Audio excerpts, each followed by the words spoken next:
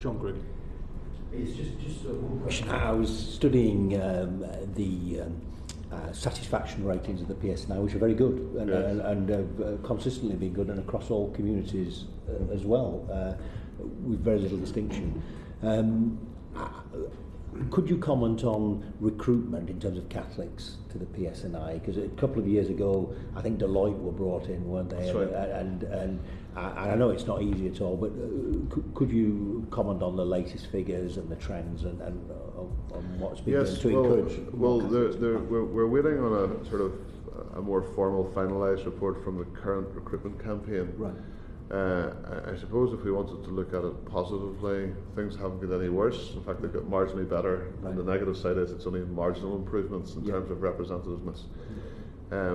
What we see is an application rate, and forgive me because the report will probably come out and contradict me by a percentage or two, but generally speaking, about a third of our applications are from people from within the Catholic community, but only about a fifth of the people that we appoint. So it drops from 32% down to about 19 or 20% between application and appointment. There's a greater attrition rate for people from within the Catholic community than any other community between the point of applying and the end of the process.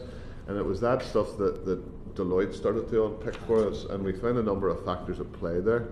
One, the length of our process was too long, so we've shortened that. We're doing a lot more of it online. The process has all the same component ingredients, but it's condensed in terms of timescale. That was probably the only thing that we could do ourselves that we weren't already doing. So we have a number of positive action initiatives. This isn't just about Catholics and non-Catholics, by the way. It's about people west of the Ban not applying from both communities. It's about younger people not applying. The numbers that we'd like to see is about women still underrepresented, better than we were.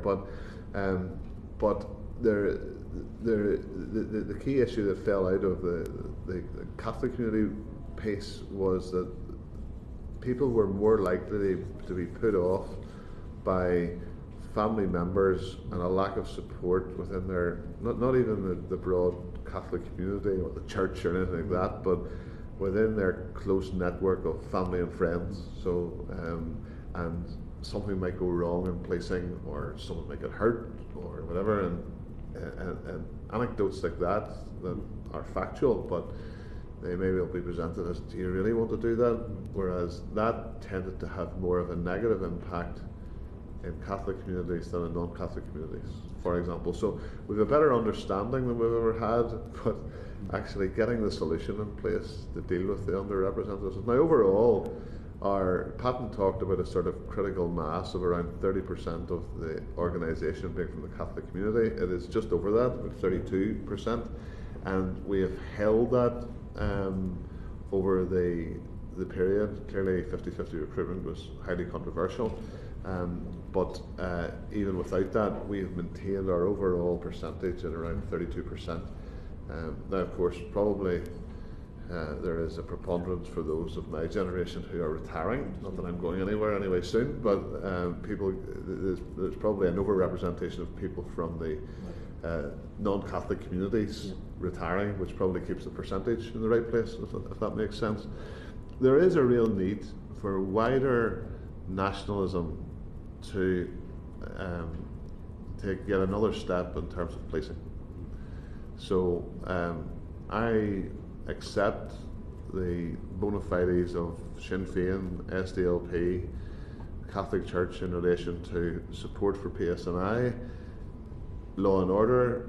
Many people have come a long journey, and me being able to say that about them, if my view counts, I don't know, but that is my assessment, that people have come a long way in terms of support for policing and for law and order.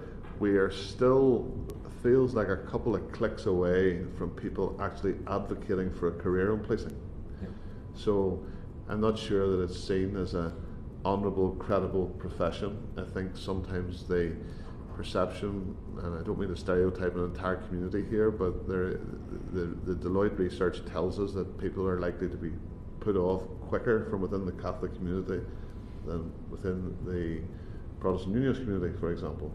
And we need, therefore, politicians, civic leaders, church leaders to advocate for a career in policing, to encourage young people, not so young people, to step forward and serve their community through a career in policing, and not just to do it, but to be proud of the fact that people are doing it as public servants. Sorry, John, if I could just come in, just on the recruitment, Chief Constable, you said about, we're maybe a couple of clicks away from, from people taking another step.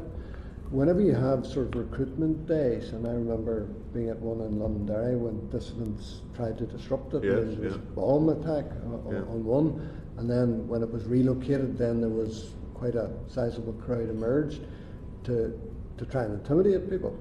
I mean, are you saying that when events like that happen, it would be appropriate or proper or advisable for political representatives across the board to stand with those who are applying? Yeah, I mean, however it's done in terms of symbolism or how it presents itself, it's probably just getting people to move from we support the police, and I don't doubt that really, and support the rule of law and so on, and we need to tackle paramilitarism and all of that into, and I'll be really happy for my son, daughter, nephew, niece to be pursuing a career in policing, and not just that I would not say no, but that I would encourage, I would advocate, I would see it as an honourable thing to do. It would be a good way to serve one's community. Okay. And it's that level of advocacy that I think we need to really make a sea change. And that's been our position, but I think it's now reinforced with the Deloitte research. Steve Hedwell.